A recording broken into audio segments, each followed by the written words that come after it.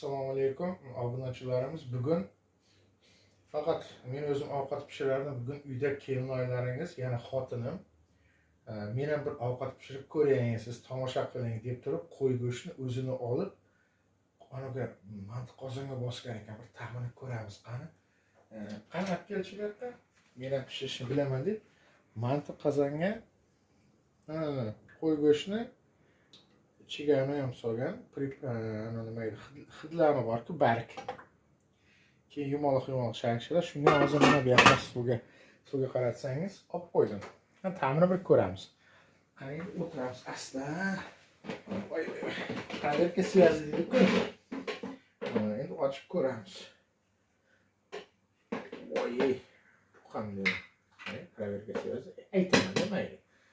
Faqat siz pishira olasizmi? Men ham bir pishirib ko'rayim deb yoniga bosgan ekan. Qani bir ko'raylik.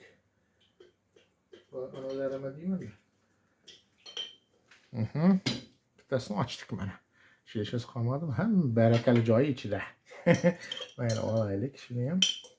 Men atayna shunga kechqurungi soat 12 bo'lyapti.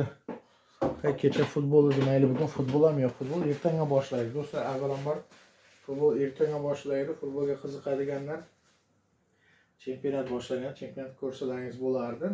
Ya'ni bo'ladi-da. Biz ham ertaga boshlab chempionat ko'rishga harakat qilamiz. Bizga asosiy kerak piyoz, chunki bu o'sha kechki taomda o'zi ovqat yeb olganman, yana yeyish. Ana bu qani.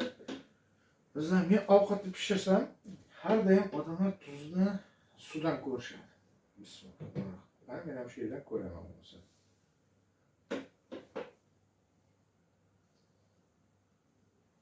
Lekin hamma narsani to'ppa-to'g'risini aytaveraman.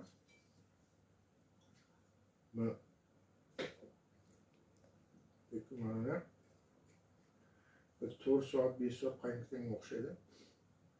Mana qarang. O'sha to'g'ri. Xotinam bugun bizdan o'tib ketdi. Pishirish bo'yicha o'zi, lekin kasbga kelganda xotin kishini ovqat pishirish kasbi kuchli bo'ladi. Lekin buni bir 5 soatlar kamida qaynatganini men bilaman. Ovqat zo'r bo'pti.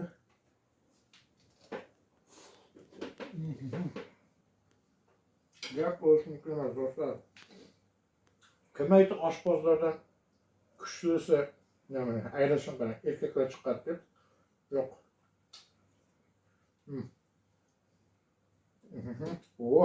Tushib ketyapti. Yaxshi xotin. Bugun bizga fora berdi.